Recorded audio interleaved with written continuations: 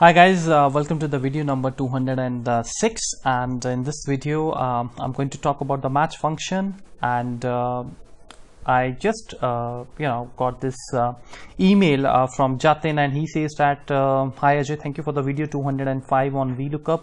You made my work so easy. Well, I'm glad that you liked the video and it actually helped you. Thank you. Thank you so much, Jatin, for all your appreciation. I was wondering if you could also upload the video in the match function, as I found little difficult to understand, especially the rules you were talking about in the VLOOKUP video when you combined it, VLOOKUP with the match function. Okay. Once again, appreciated your so much great work. I have watched almost 150 videos of yours and going on.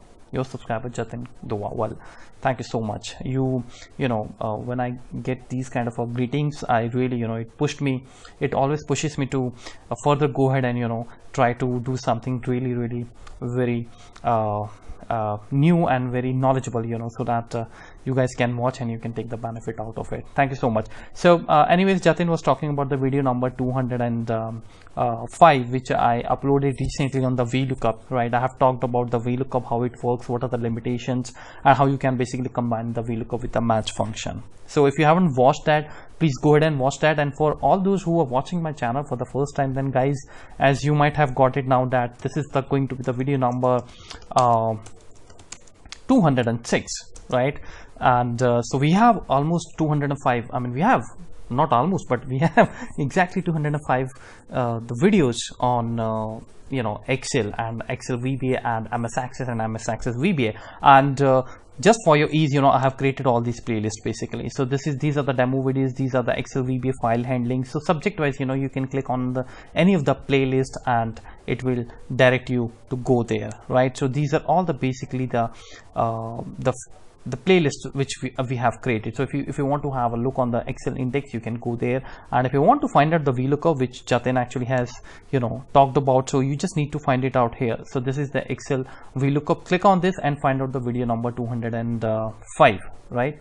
Okay, so in this video 206, basically what we are going to do is we're going to talk about the match function.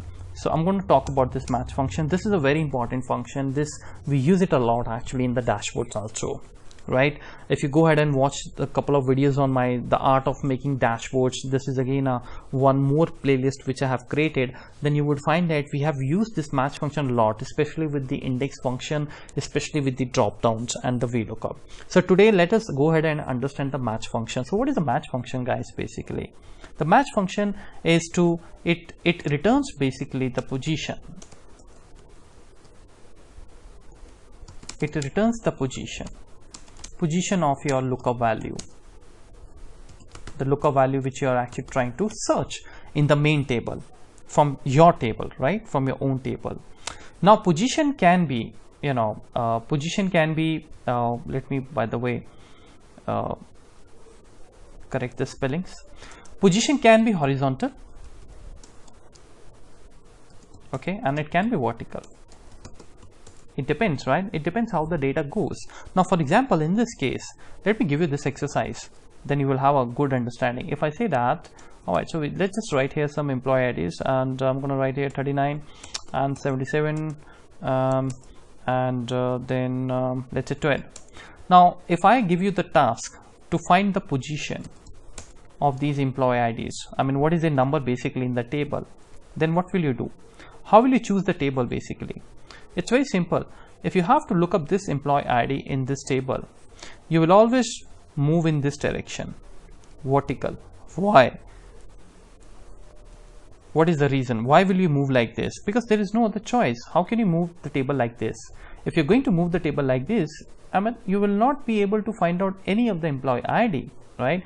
So it depends that the item which you are looking, which you want to look in the main table, how actually it is flowing. You have to take care of all the things, right? Now for example, if I look at the 99, I can maybe select this table and I can find it out that where is 99, and the answer would come as 1, because in this table 99 comes in the on the first position. But then what about the rest of the employee IDs? When you're going to drag the formula, it will create a mess, right? So you have to think of all the employee IDs. how actually they are moving. And you know that every employee is moving vertically in the downward direction. So the first thing is that if it is moving the vertical direction, then we can say that we are looking forward to the row part, position or row number, whatever you want to call it, it's one and the same thing, right? Because if you're moving in the downward direction, obviously you're interested in getting the row number or position. I mean, that is also something you can say in layman term, right? Okay, now have a look on the match function. When you write the equals to match function, we have three parameters. The first parameter is lookup value, the second parameter is lookup array, and the third parameter is match type. We will have to use all these parameters one by one. So in the lookup value, you will use that what you want to look up. Now I want to look up this 99. Okay, so lookup array is your table. Where do you want to look up? Now many people, you know, when they use the match, they try to use this entire table because they have a habit of basically, you know, using the VLOOKUP or the other formulas generally, which takes the entire, you know, the table into its criteria, table criteria. But in the match, it is not going to work like this. I have talked about this in the previous video also, video number 205 on the VLOOKUP. I guess that's the video number 205. Just pardon me in case if that is the 206, because then this is going to be the 207. Anyways, that doesn't matter, but you just need to go there in the playlist under the VLOOKUP and you will find it out, right? So the idea is in the match function, you can't provide so many columns. In fact, the match function has a rule. It can contain only one column if you are moving in the vertical direction. So as you know that I have the employee in this direction, so I will have to select the table in the vertical direction. Obviously there is no other way, right? Can you select the table like this? Let me just give you this option. Can you select the table like this? Obviously not, right? Right, so you don't have to be an expert, you don't have to be an Excel expert to answer, you know, this question. It's a very basic question, you know, even somebody who's never actually seen the Excel, if you just show the screen and, you know, ask him that if you want to find the basically these employee IDs, so I give you the choice, you know, whether to select this or to select this table, which one would you select? You know, obviously this is a table which we would select. Why? Because here we have all the employee IDs coming, they're falling in this table, right? So that is why the rule number one, your match function, if it is vertical direction, it should not contain more than one column, and it should contain only that column which you are actually trying to find it out. And how you will come to know? Obviously you will never like to select this table, because in this table your match function is going to find it out. What you're trying to find the employee ID, so employee ID is not going to be, you know, is not going to be available here. So ultimately you will choose the column, depends upon your lookup value, and the column number has to be single. It has to be a one column only, comma, less than, greater than. So we are interested in the 0. We want the exact match, so we'll write here 0. Just press enter, right? And then if you drag it down, then what will happen? Look at this. First of all, let's have a look on the 99. Now many people get confused with this. They say that basically the answer would be 13. Why the answer would be 13? Because they think that this is going to return the Excel row. So guys, this is not going to return the Excel row, right? In the previous video also I have talked about this, that when you're going to select this table, if you press F2, this is your table and your rows will be according to this table. So this is going to be the first row, not the second row. For Excel it might be the second row, but we are not bothered about it. We are not going to consider that, right? So in this way, obviously this 1099 is actually on the 12th position, or you can say that 12th row number, right? Now when you're going to drag this, you see the answer would come here as NA, which is expected because 33 is not here. Let me go further and just drag this, and let's see that what is the value for the 556. Again, the you know, that it's not there. So if I just write here 556, you see that the value is coming, which is 3. Is it correct? Let's have a look on that. So 556, if you start from here, 1 2 3 4 5 6 7 8, it's on the 8th position actually. So why you're getting here 6? Again the same concept, cell referencing. If you look, if you press F2, you see that your table has moved because of the Excel rule. When you drag the formula in the downward direction, then you know this is going to increment the row number by 1. If you don't have any idea about the cell referencing, if you don't have any basic idea even about the cell referencing, don't worry, just go to this playlist, click on the Excel demo videos, and I have talked about this in my previous video also. You can just click on this demo video, and I guess my internet is working very slow today. So when you click on that, you would find here 2 videos. Alright, so there we go, finally it worked.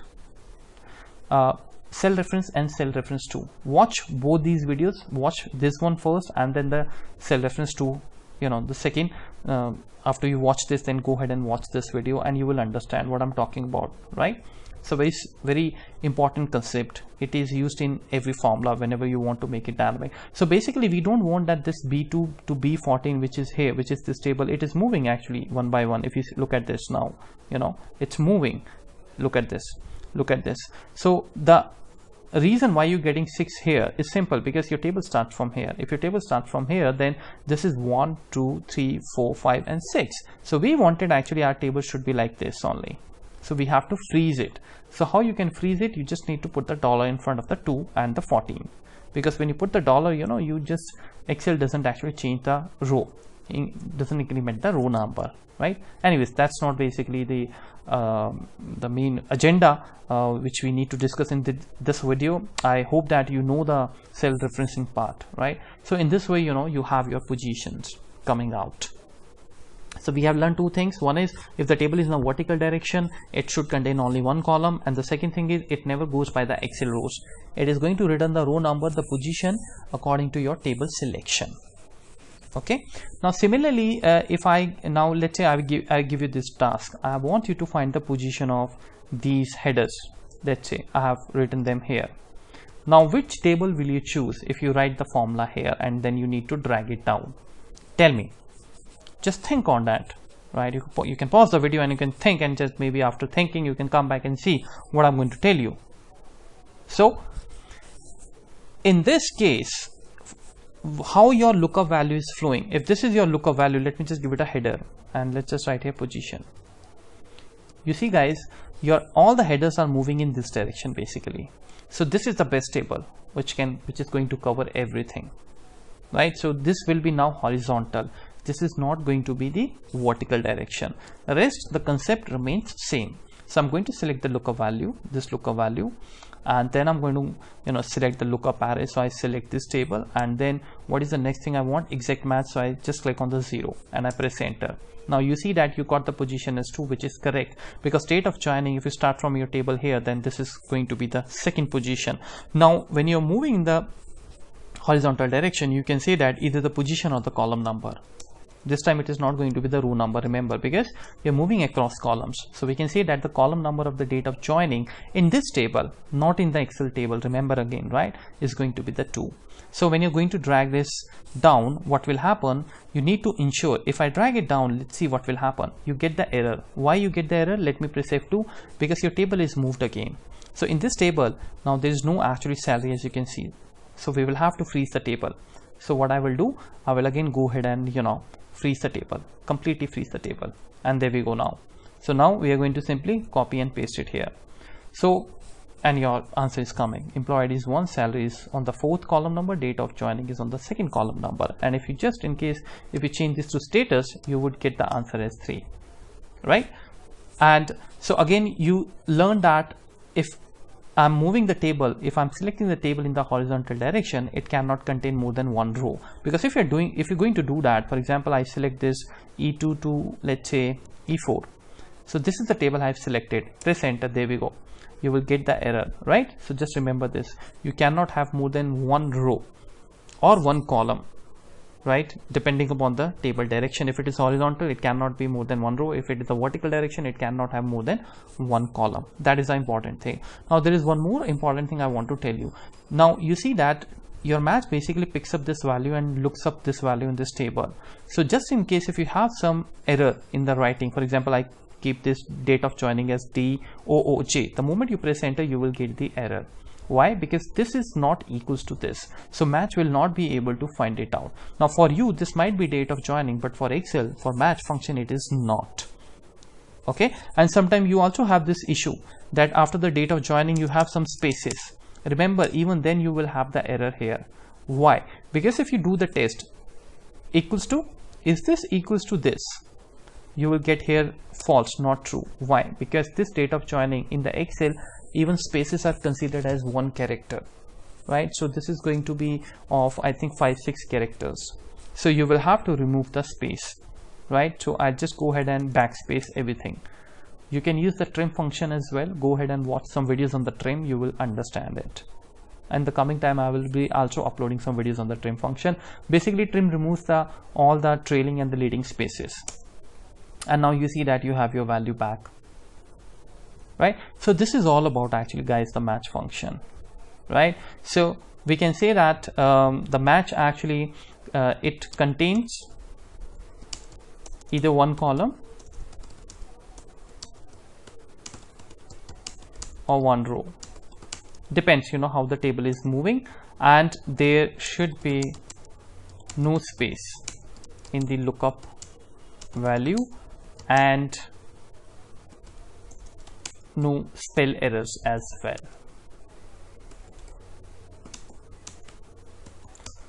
So in this way you can use the match function to return the row number, and it always returns the, remember, it always returns a number. It is never going to return a text entry. Like in VLOOKUP, you can have a alphanumeric value back as a formula result, you can have a number, you can have a text only, right? But match always returns the position, so it will always be a number. And whenever you are going to use the match function and you think that is it worth using the function here, then you know, this way you can actually think of it. If you're looking for a text value, then don't even think about it, because match never returns the text value. It always returns a number, which could be 1 2 3 4 5 and so on, right?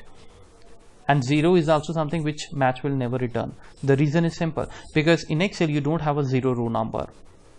So the minimum row, the lowest row number is 1, so match can return you 1, but it cannot return you 0 at all. Alright, so guys, this is the end of this video on the match, and thank you for writing me in, and keep writing, keep showering your love, and I will come back with some exciting stuff. Till then, you take care of yourself and have a very great learning. Thank you so much, guys. Bye bye.